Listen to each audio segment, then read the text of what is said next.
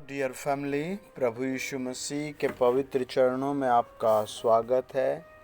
मैं परमेश्वर का दास प्रदीप बर्मन आपका स्वागत करता हूं इस ब्लेसिंग फुल प्लेटफॉर्म पर, इस हीलिंग फुल प्लेटफॉर्म पर। ये आपको स्वर्ग ले जाने का एक रास्ता है। अगर आप चैनल पर पहली बार हैं तो प्लीज़ आप सब्सक्राइब करें और वीडियो ज़रूर शेयर करें। आइए अपने हाथ उठाएं और प्रार्थना करें। इसके बाद हम एक बहुत महत्वपूर्ण सब्जेक्ट पर बात करेंगे, आत्मा, देह, प्राण और स्वर्ग के विषय में एक बहुत मजबूत कड़ी पर। इसीलिए आप अपने हाथ उठाएं और प्रार्थना को रिसीव करें। होली स्पिरिट, आपका धन्यवाद हो। होली स्पिरिट, आपका धन्यवाद हो। हम प्रभु यीशु के लहू के द्वारा इस सेशन को, प्रभु इस समय को आपके हाथों में सौंपते हैं। और प्रभु हर सुनने वाले को चंगाई दीजिए, हर सुनने वाले को शांति दीजिए, हर सुनने वाले को समझ दीजिए। और प्रभु यीशु मसीह के जिंदा नाम से हर तरीके की आशीष आए, हर तरीके का छुटकारा आए। बीमारी से छुटकारा, भूत प्रेत से छुटकारा, दुष्ट आत्माओं से छुटकारा, हर जादू टोने से छुटकारा आए, हर गंदी लत से छुटकारा आए। प्रभु यीशु के लहू में धो देते हैं। परमेश्वर के मेमने प्रभु यीशु के लहू में धो देते हैं। In the name of Jesus, प्रभु यीशु के नाम में पथरियां आउट हो जाएं। रसोलियां, कैंसर, ट्यूमर, लंगड़ापन, बहरापन, बेरोजगारी आउट हो जाए। ओ जीसस, ब्लेसिंग दो माय लॉर्ड, ब्लेसिंग दो यीशु के नाम में, आमीन। लिसन केयरफुली, सब लिख के कमेंट्स में आमीन। बड़े ध्यान से सुनना। आज आपको पवित्र आत्मा बात करना चाहता है। मरकुस की किताब 16 अध्याय और उसका 16 वचन लिखा है, जो विश्वास करे और बपतिस्मा ले उसी का उद्धार होगा, परंतु जो विश्वास न करेगा वह दोषी ठहराया जाएगा। हम बात कर रहे हैं उद्धार की। आप कैसे मुक्ति पा सकते हैं, है ना।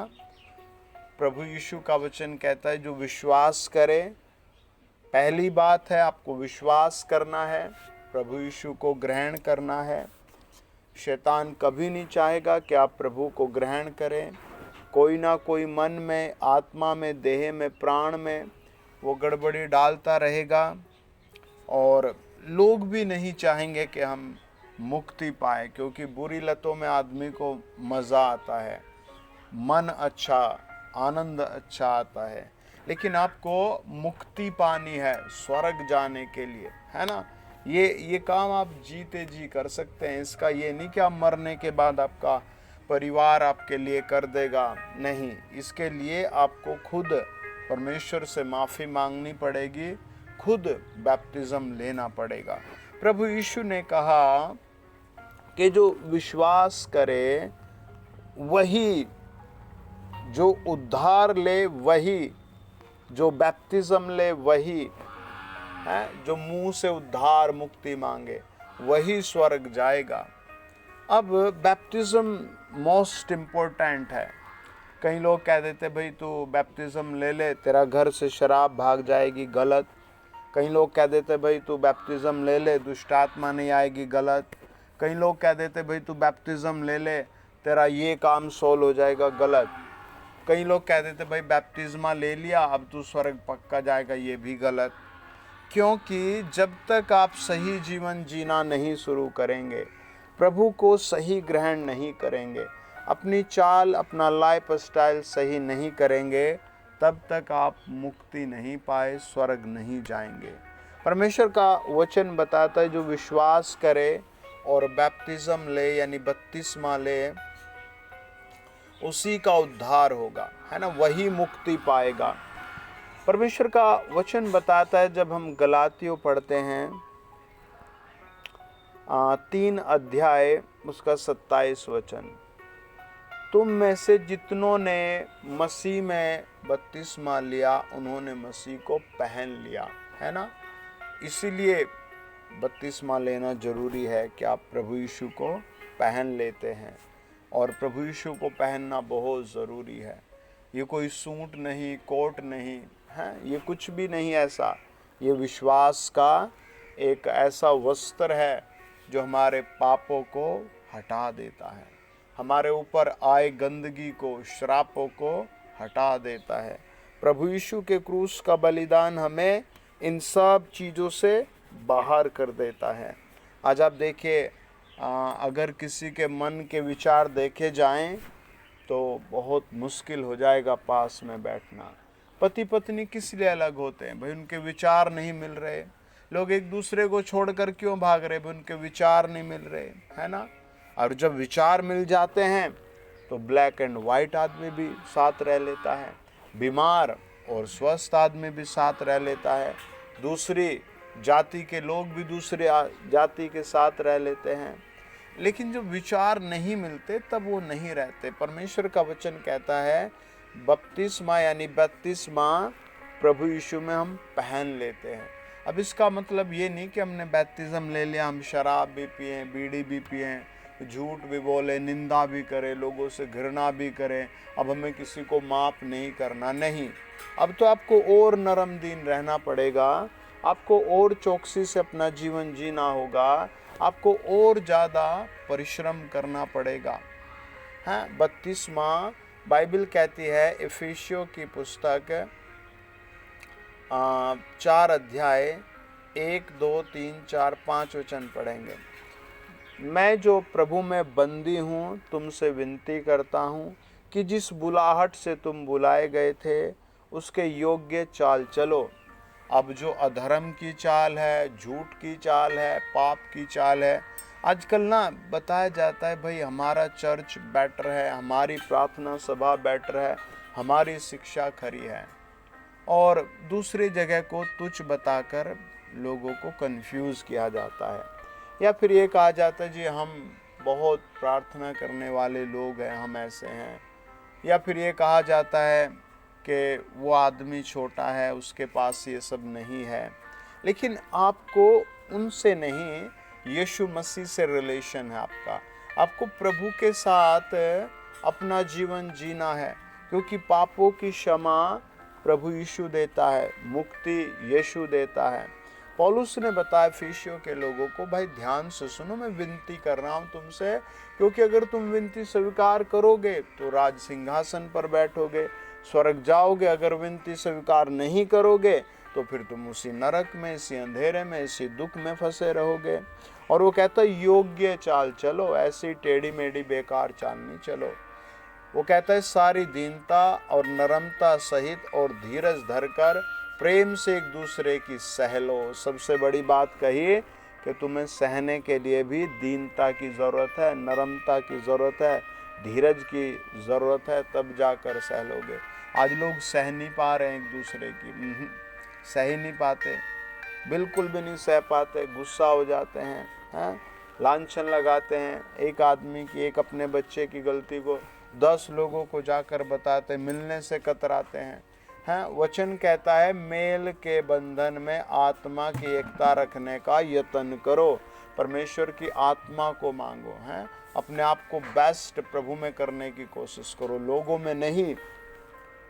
एक ही देह है और एक ही आत्मा है, जैसे तुम्हें जो बुलाए गए थे अपने बुलाए जाने से एक ही आशा है।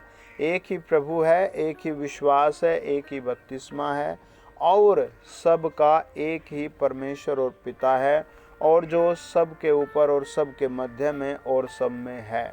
ये प्रभु यीशु का वचन बताता है। पौलुस ने इफिसुस के लोगों को बताया। इफिसुस में बहुत लोगों की झड़प थी। आज भी जैसे कोई आनंद की खोज में प्रभु के पास आता है तो कई लोग बड़ा टॉर्चर कर देते हैं, उस आसपास के लोग, कई बार तो उसके जानने वाले लोग ही झड़प कर देते हैं। पौलुस उनको लिखता है भाई एक ही प्रभु है, एक ही बैप्टिज्म है, आपको यीशु में अड़े रहना है, यीशु में खड़े रहना है, यीशु में प्रार्थना करना है, यीशु को जानना है।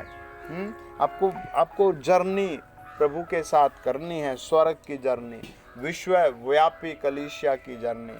देखो, जब यूहन्ना बपतिस्मा दे रहा था तब वो लोगों से कैसे बर्ताव करता है। उसने कहा, उन दिनों में यूहन्ना बपतिस्मा देने वाला आकर यहूदिया के जंगलों में प्रचार करने लगा, मन फिराओ क्योंकि स्वर्ग का राज्य निकट आ गया है। यह वही है जिसके बारे में यशायाह भविष्यद्वक्ता ने कहा था, जंगल में एक पुकारने वाले का शब्द हो रहा है कि प्रभु का मार्ग तैयार करो, उसकी सड़कें सीधी करो। ये प्रचार उसके लिए भविष्यवाणी लिखी थी यशायाह 40 अध्याय 1 से लेकर 5 वचन में। और इसका पहरावा देखो कैसा था। यह है, यूहन्ना ऊंट के रोम का वस्त्र पहने था और अपनी कमर में चमड़े का कमरबंद बांधे हुए था, और उसका भोजन टिड्डिया और वन मधु था। तब यरूशलेम के और सारे यहूदिया के और यरूशलेम के आसपास के सारे देश के लोग उसके पास निकल आए और अपने अपने पापों को मानकर यरदन नदी में उससे बपतिस्मा लिया है। वो अपने अपने पापों को मानकर बपतिस्मा लिया। आप भी सोचें, प्रभु के सामने अपने आप को दीन करें, प्रभु मैं सब कुछ छोड़ना चाहता हूँ। जो मैंने पाप किए हैं, जो मैंने गलतियाँ की हैं, जो मैंने अपराध किए हैं। कई लोग सोचते मेरा जब शादी हो जाएगी, जब बपतिस्मा लूँगा, विश्वास अधूरा है। कुछ लोग कहते मेरी जॉब लग जाएगी जब मैं बपतिस्मा लूँगा, विश्वास अधूरा है। पौलुस ने जिस दिन विश्वास किया उससे 3 दिन बाद ही बपतिस्म की फरियाद लगाई। खोजा ने जिस दिन प्रभु यीशु पर विश्वास किया उसी दिन बपतिस्म की गुहार लगाई। अब इसका मतलब ये भी नहीं कि भाई आप आए हैं और परसों ही बपतिस्म ले लो, नहीं। आप पहले सोचो, समझो, व्यक्तिगत प्रार्थना करो, प्रभु मुझे बपतिस्म की ज़रूरत है, मैं स्वर्ग जाने से वंचित नहीं रहना चाहता, मैं सारी आज्ञाएं मानना चाहता हूँ। बपतिस्म क्या है? 2-3 भाई खड़े होते हैं, प्रार्थना करते हैं, प्रभु का गीत गाते हैं, आपको पानी में डुबोते हैं, फिर बाहर कर देते हैं और आपको प्रभु के साथ समर्पित कर देते हैं। आप रोज़ कहीं ना कहीं नहाते हैं, है ना। लेकिन वो मोमेंट एक हेवनली मोमेंट होता है, स्वर्गीय मोमेंट होता है।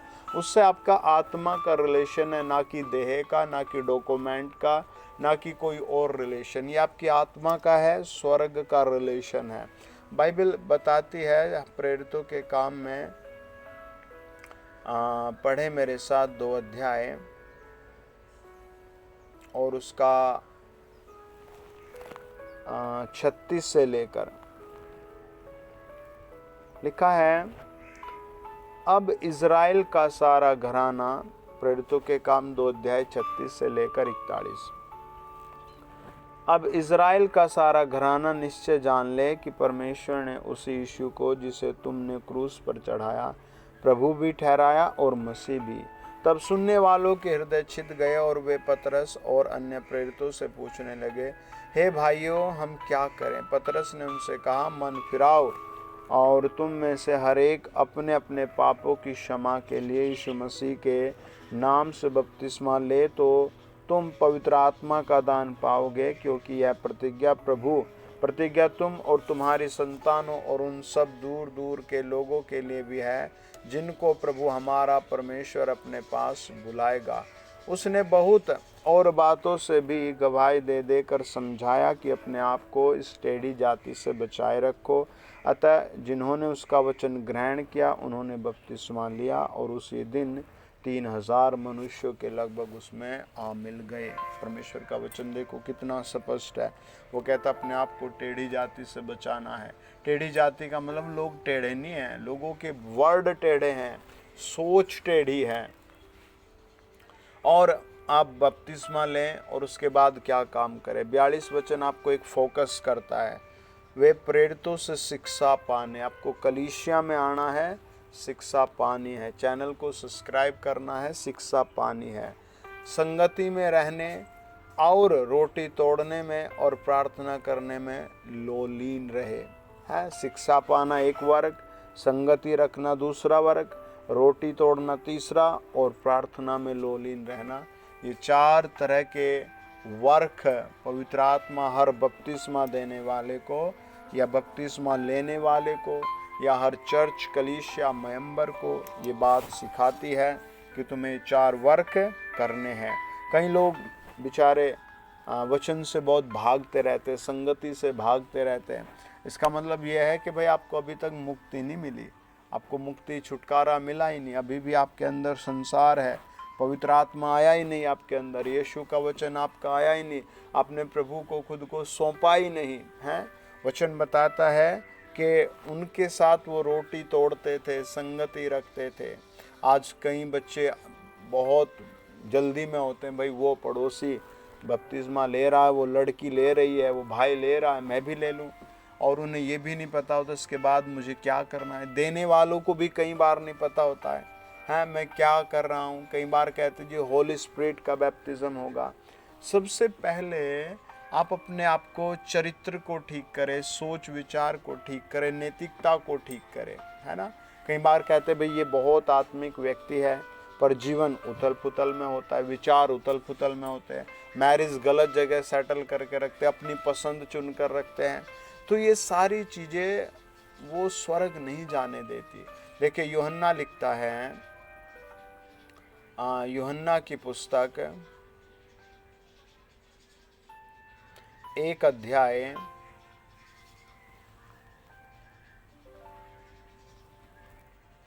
और 25 वचन। उन्होंने उससे यह प्रश्न पूछा, यदि तू न मसीह है और न एलिया और न भविष्यद्वक्ता, तो फिर बपतिस्मा क्यों देता है ना।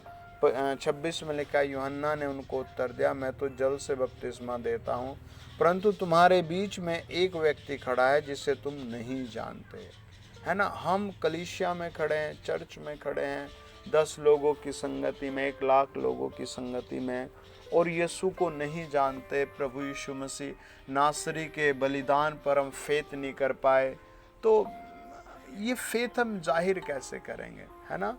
ये फेथ हम कैसे जाहिर करेंगे जब हम उसकी आज्ञा में डेवलप होते, खुद सोच विचार करते वचन पर, हम खुद प्रभु में निर्णय लेते हैं। कई बार जैसे कि डोनेशन की बात आती है, कहते हैं भाई आप दान करो, तो आपने कुछ डाल दिया, लेकिन एक सही मुक्ति पाया व्यक्ति जब उसके पास कुछ आता है तो प्रभु का अलग निकाल देता है, अपने 24 घंटे में से कुछ घंटे प्रभु के लिए निकाल देता है। कलीसिया के काम को निस्वार्थ कहता है, मुझे बताओ भाई मैं करूँगा, है ना। वो खुद प्रलोभन से अलग होकर प्रभु के काम में बढ़ता है। बाइबल बताते 28 वचन में, ये बातें यरदन के पार बेतनिया में हुई जहाँ यूहन्ना बपतिस्मा देता था, और मैं तो उसे पहचानता न था, परंतु इसलिए मैं जल से बपतिस्मा देता आया कि वह इज़राइल पर प्रकट हो। यूहन्ना लिखता है, वास्तव में मैं भी प्रभु यीशु को नहीं जानता, मैं भक्त हूँ लेकिन वास्तव में यीशु को नहीं जानता। आपको यीशु को जानना है और सारी आज्ञाओं के लिए अपने आप को बैप्टिज्म लेना है। आमीन। बैप्टिज्म लेने का मतलब है परमेश्वर के साथ एक देह हो जाना, एक मन हो जाना, परमेश्वर के साथ हमेशा शरीक होकर चलना। बैप्टिज्म का संकेत है कि प्रभु देख मैं आज मर गया सारे पापों में, और अब मैं जी उठूँगा और हमेशा तेरे पीछे चलूँगा। रोमियो की पुस्तक कहती है 6 अध्याय 1 से लेकर 4 वचन या 5 वचन तक, हम क्या कहें, क्या हम पाप करते रहें कि अनुग्रह बहुत हो? कदापित नहीं। हम जब पाप के लिए मर गए तो फिर आगे को उसमें कैसे जीवन जिएंगे या जीवन बिताएंगे, है ना। बैप्टिज्म का मतलब आप पाप के लिए मर गए, अब उससे अलग होना ही पड़ेगा, आपको अलग होना है ना। और इसके लिए ऐसा नहीं कि स्वर्ग से कोई एलियन या एंजल या फिर करूब या शाराप या मिकाइल या जिब्राइल आए, नहीं भाई, ये आपका निर्णय है, आपको छोड़ना है, ये आपका डिसीज़न है। मुझे वो गंदी पिक्चर है, वो गंदे सॉन्ग, वो मुझे अपने मुंह से गलत शब्द बोलना, मुझे वो निंदा करना, मुझे जो कुछ मिला है मुझे अनदेखा करना है, मुझे चुप रहना है, मुझे अपने आप को स्वर्ग ले जाना है, ना कि किसी और को। और वो कहता है क्या तुम नहीं जानते कि हम सब जिन्होंने मसीह यीशु का बपतिस्मा लिया है उसकी मृत्यु का बपतिस्मा लिया है, इसीलिए उस मृत्यु का बपतिस्मा पाने से हम उसके साथ गाड़े गए, ताकि जैसे मसीह पिता की महिमा के द्वारा मरे हुए में से जिलाया गया, वैसे ही हम भी नए जीवन के अनुसार चाल चलें। क्योंकि यदि हम उसकी मृत्यु की समानता में उसके साथ जुट गए तो निश्चय उसके जी उठने की समानता में भी जी उठेंगे। ये हमारे लिए बेस्ट है कि हम उसके लिए जी उठे। इस दुनिया में आपको कितने साल का जीवन मिला है? 10 साल, 20 साल, 30 साल, 50 साल, 90 साल, 110 साल। उसके बाद क्या? फिर मिट्टी के नीचे जाना है, उसके बाद फिर सब समाप्त हो जाएगा। आप कितना ही धन इकट्ठा करो, कितनी बड़ी इमारत बनाओ, एक दिन वो सब ध्वस्त हो जाएगी। कई बार आपने देखा होगा भाई ये 200 साल पुरानी चीज़ थी, ये तोड़ दी गई, या फिर 1000 साल पुरानी चीज़ ज़मीन के अंदर से निकली। ऐसी बहुत सारी न्यूज़ में जगह जगह होता है। लेकिन आपकी स्पिरिट का क्या है ना? ये तो पृथ्वी की चीज़ें हैं, बनेंगी, बिगड़ेंगी। ऐसा नहीं आपको यहाँ पढ़ना नहीं, लिखना नहीं, मेहनत नहीं करना, बहुत करना है, बड़ी बड़ी चीज़ें बनानी है। ऐसी प्रार्थना करो कि प्रभु मैं खुद ही तेरे दास को 20 बीघा ज़मीन गिफ्ट कर सकूं, प्रभु मैं खुद ही तेरे दास को कार घर गिफ्ट कर सकूं। लेकिन उससे ऊपर उठ कर के आप यीशु मसीह के साथ जुड़ें। वो कहता है क्योंकि हम जानते हैं कि हमारा पुराना मनुष्य तो उसके साथ क्रूस पर चढ़ाया गया है ना। क्या कहता है वो? पुराना मनुष्यत्व, पुराना मनुष्यत्व। पुराने मनुष्यत्व में क्या छिपा था? ये बहुत ही बड़ी बात प्रभु करता है कि पुराना मनुष्यत्व है। रोमियो 7 अध्याय 22 वचन तो कहता है क्योंकि मैं भीतरी मनुष्यत्व से तो परमेश्वर की व्यवस्था से बहुत ही प्रसन्न रहता हूँ। भीतरी मनुष्यत्व है। दूसरा कुरिन्थियों 4 अध्याय 16 वचन कहता है हम साहस नहीं छोड़ते, यद्यपि हमारा बाहरी मनुष्यत्व नाश भी हो जाता है तो भी हमारा भीतरी मनुष्यत्व दिन प्रतिदिन नया होता जाता है। समझ रहे आपको? इसका मतलब ये है कि जैसे एक बॉय लड़का शादी के लिए जाता है तो हमेशा बेस्ट दुल्हन ढूंढता है, नाक अच्छी हो, आइज़ अच्छी हो, हाइट अच्छी हो, वेट अच्छा हो, ये सब चीज़ें ढूंढता है, कम उम्र हो। ऐसी कई सारी बातें जब हम देखते हैं, सुनने में आती हैं बायोडेटा में। लेकिन वो क्या होता है 20 साल, 22 साल, 23 साल, 50 साल बाद वो सब एक जैसा हो जाता है, धुंधला धुंधला, ख़त्म। हर लड़की सेम ही होती है, लेकिन कुछ साल बाद फिर वो कलर भी ख़राब होने लगता है, आवाज़ भी सुरीली भागने लगती है, चेहरे का रंग भी भागने लगता है। आदमी का भी यही होता है, पहले तो बहुत सुंदर होता है, 6 फीट होता है, लेकिन धीरे धीरे मोटापा बढ़ने लगता है, बीमारियां लगने लगती है, और बाहरी मनुष्य तो फिर छोटा गोल गेंद बन जाता है आदमी का। लेकिन अंदरूनी मनुष्य तो क्या है? प्रभु यीशु के साथ जुड़ना, प्रभु के साथ बने रहना। और वो कहता है इफिसियों 4 अध्याय के 22 वचन तुम अपने चाल चलन के पुराने मनुष्यत्व को जो भरमाने वाली अभिलाषाओं के अनुसार भ्रष्ट होता जाता उतार डालो। यानी उतार सकते हैं। इसलिए पौलुस ने इफिसियों 4 अध्याय 22 वचन में पवित्र आत्मा ने वहाँ पूरी जगत को लिखकर बताया कि तुम उतार सकते हो। ऐसा नहीं है उतार नहीं सकते हैं, मसीह को पहन लो और इसको उतार दो। इफिसियों 4 अध्याय 24 वचन कहता है नए मनुष्यत्व को पहन लो, है ना। इस पुराने मनुष्यत्व को क्या करो? उतार दो और नए मनुष्यत्व को पहन लो जो परमेश्वर के अनुसार सत्य की धार्मिकता और पवित्रता में सृजा गया है। आपको क्या मिलेगा? पवित्रता, धार्मिकता, है ना।